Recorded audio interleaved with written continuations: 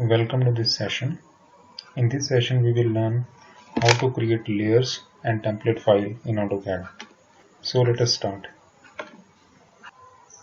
When we start a new Autocad file, then this dialog box now opens, and here the user is prompted to select a template file.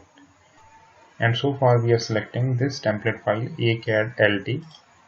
So when you open this new Autocad window, so you can see in this interface the layers are actually placed here. This is the tab for layers, and by default the system creates a layer which is named as 0.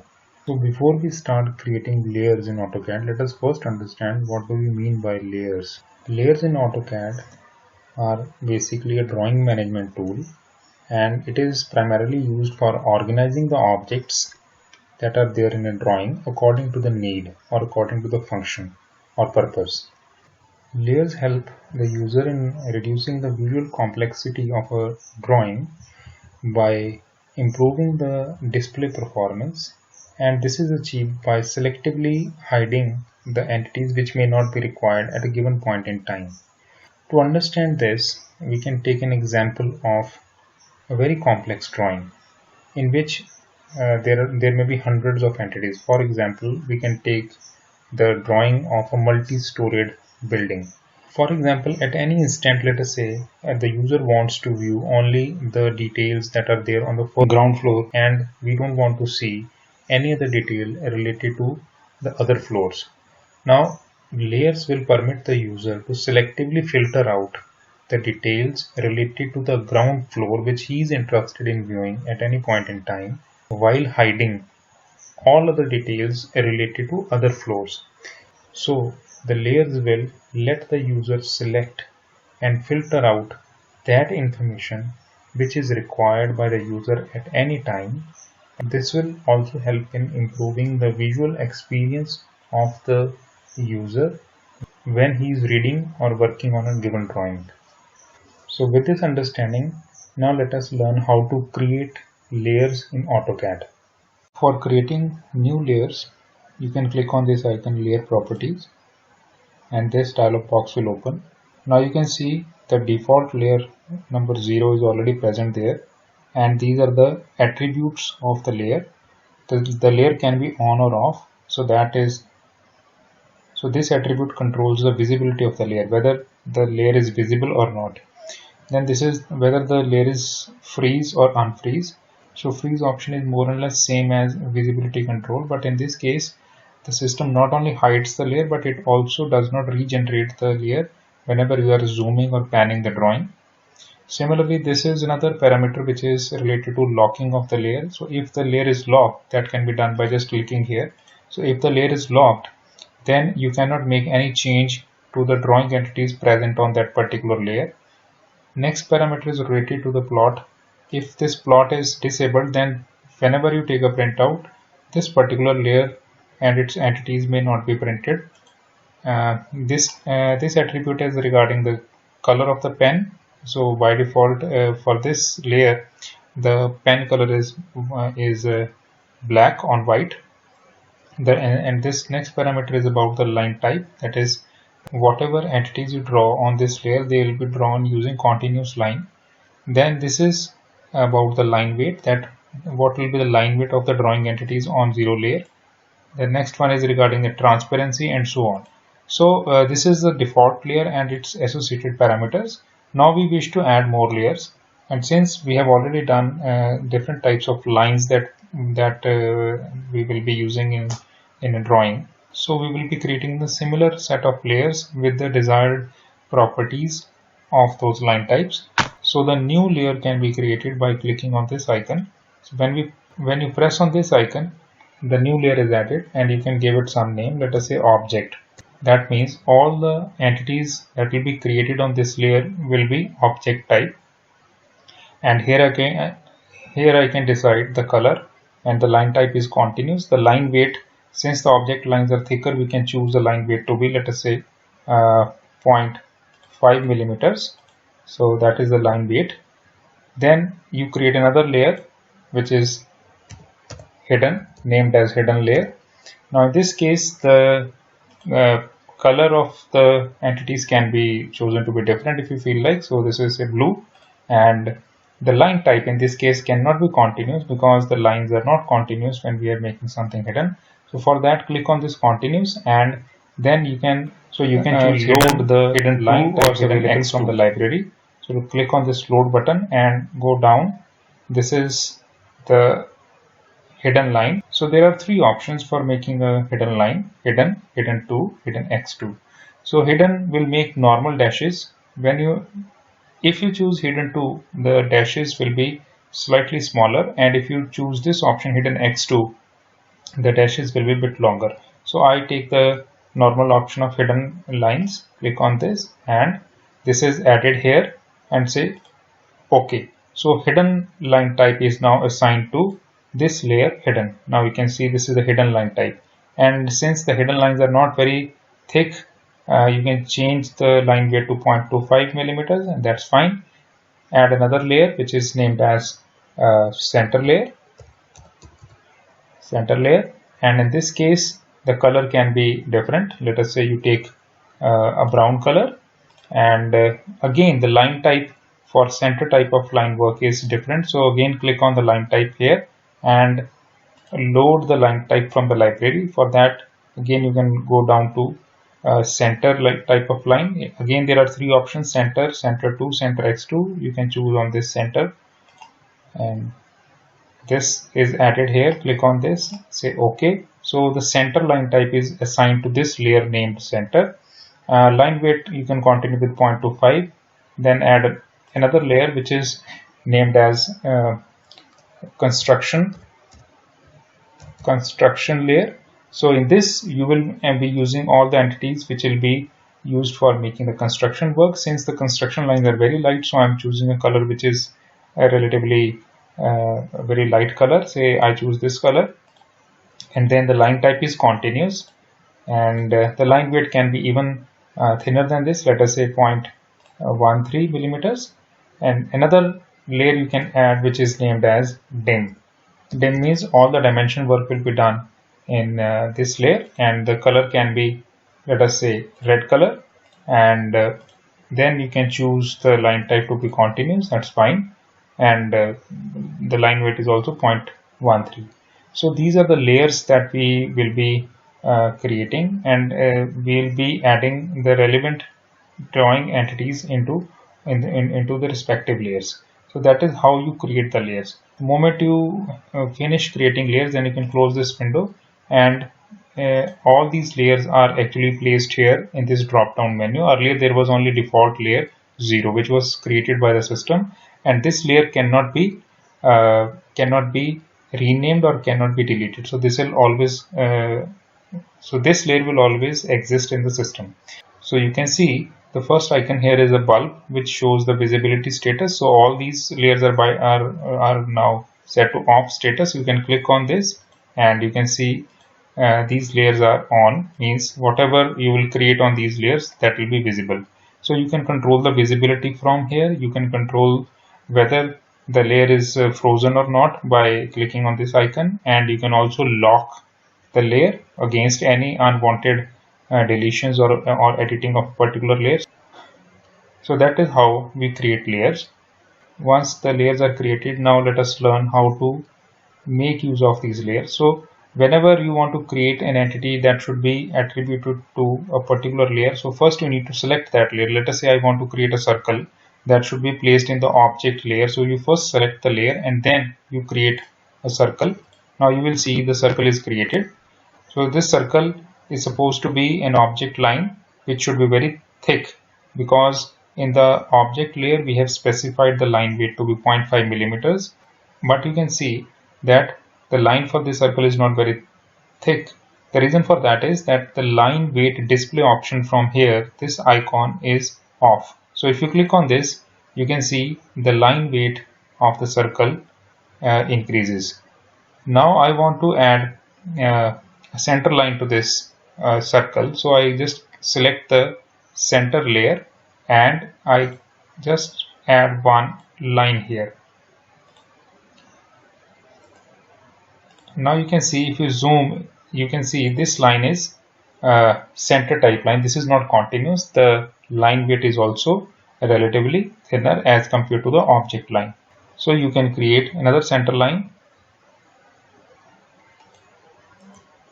Enter. Now you want to put a dimension, the diameter of the circle. So you go to dim layer and create the diameter dimension for this circle. Now you can see the dimension is created with a red color because we have assigned red color to the dimension layer. Now the visibility of a layer can be controlled by clicking on this icon of that particular layer. Let us say if I'm not interested in viewing the drawing entities created on the center layer, then I can just click on this icon and that will make this layer off, and you can see that the two center lines that were placed on this layer, they are no more visible. So the lines are not deleted, it's only that they are not visible right now. Similarly, you can call it back by just clicking on this icon again. You can also learn how to lock and unlock. If you lock a particular layer, let us say I lock this object layer. So what does that mean? That I cannot make any change to this particular layer which is named as object. Now you can see this circle which is created in the object layer, it has turned slightly grayish. So that means this object has been locked, meaning thereby that this object cannot be deleted or altered. So that is a locked layer. If you want to add a new entity to this layer, you can always add new entities to the locked layer. But the moment you finish that entity, like I just created a circle here, this entity will also be locked immediately. So you cannot delete this entity because this is placed on a locked layer. And if you want to unlock a particular layer, just click on this icon and this layer will be unlocked. Another important thing to be understood about layers is that if, let us say, the dim layer is active, you have selected the dim layer and by mistake you create an object, let us say a rectangle on dim layer. So the line type and the color will be drawn according to the selected layer, the active layer. But later on you realize that this object should have been created in other layer which is object type. Select the object and go to this drop down menu and click on the layer which should have been the proper layer for this object, like object layer. So by this trick you can just change the layer of an object. After creating the layers, next we need to define the text style and the dimension style. For that you click on this icon here, annotate, and click on this small icon here. So this dialog box will open. This is the dialog box for text style. So by default there is a standard type of text style which has been created by the system where it is using the Arial type of font. If you want to change this font, you can change it. Let us say I want to have Times New Roman, so you can select on Times New Roman, and you can also give some height. Let us say I select a height of 4.5 units, apply. So the standard type of text is Times New Roman font with a height of 4.5. If you want to add some text style of your own, then you can add that from here. Click on this icon and type my, and you can select some suitable font and also specify some font height, and this is the preview of the font type, and you can say apply. So now you have got two different styles. One is the standard one which is created by system and altered by you, and there's another one which is altogether created by the user, and close it.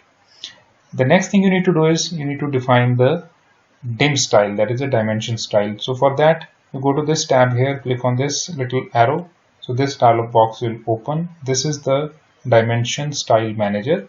So in this case again you will have a standard dim style created by the system by default, right? If you want to alter it, you can just modify this and see what are the different things to be altered. There are lines, there are symbols and arrows, text, fit, primary units, and so on. So first we look at the lines. Here I am interested that whenever I create any dimension, there should be some gap between the entity and this extension line here. So that is controlled by this factor. So I can give it a value of, let us say, 2. Enter. You can see there is a little gap here now. Then I want to have this variable to be 3 millimeters. This is related to that the extension line should extend beyond this dimension line by what distance. So that is 3. I've specified it to be 3.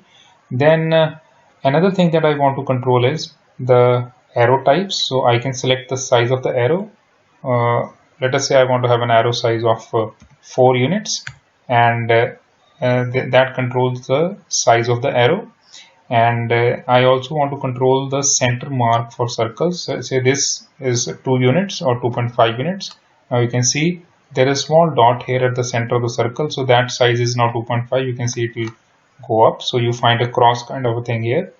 So that defines the center mark of a circle. Then for the text, for all this text should be same as the standard text style, because we have standard and my text styles that we have just created in the previous step. So I'll choose the standard type of text style, which will be Times New Roman, height 4.5. So that's fine. Then I'm interested in setting the precision. So all the dimensions, they should be set to precision of, let us say, 0. So you can see there is no point available after decimal in all these dimensions. So these are some of the basic settings that you need to do. So then you can close it, and if you're interested, you can create some new dimension style also if you feel like, but for the time being the standard dim style is okay. I close it. Now you have created the layers, you have created the text style, you have created the dimension style. The last thing that I like to do is to earmark the working area on my drawing sheet. So for that I just go to rectangle.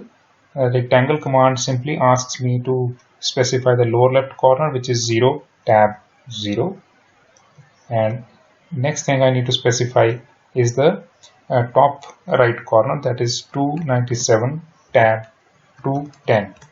Now you can see a rectangle has been created, but it is not properly fitted. To fit the rectangle properly on your screen, you can just press Z, enter, A, enter. So that is called zoom all command. Z, enter, A, enter. So that this command will fit whatever entity, in this case rectangle, whatever entity you have created, that will be fitted onto your screen.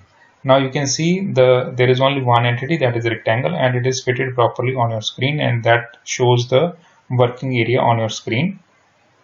Now you have defined everything: layers, dim style, text style, and also you have earmarked the working area. The last step is now to create the template file. For that, you go to this icon here, click on that, go to save as, and you want this to be saved as a drawing template file. So click on this, and this will be added to your template library. And let us say you can give here as my template. And you can see the extension for this type of file is .dwt, T for template. So you save it, and now it is asking you for the units. So let us go with metric units and say OK. So you have created a template file, and you can also read that from here. This is created as a template file, and it has been stored in your template library, and you can close this file now. So you can just simply close this file. Now my style.dwt template file has been stored in the template library. Whenever you start any other drawing now onwards, you click on new button, and the template window will open up, and you will find that DWT template here, my template. If you select this, open. So this is the new drawing file that you are creating. This is drawing2.dwg, and you will find all those features which you created in that template file. That is the drawing area, all the layers, and you will also see the text style, standard and my, the dim style. So all those things that we created there in the template file, you will find by default in this new file. So that is how you create layers and then create a template file and use the template file, and use that template file every time you start working on a new drawing using that template. So that is all about the layers and template file. Thanks for watching this video.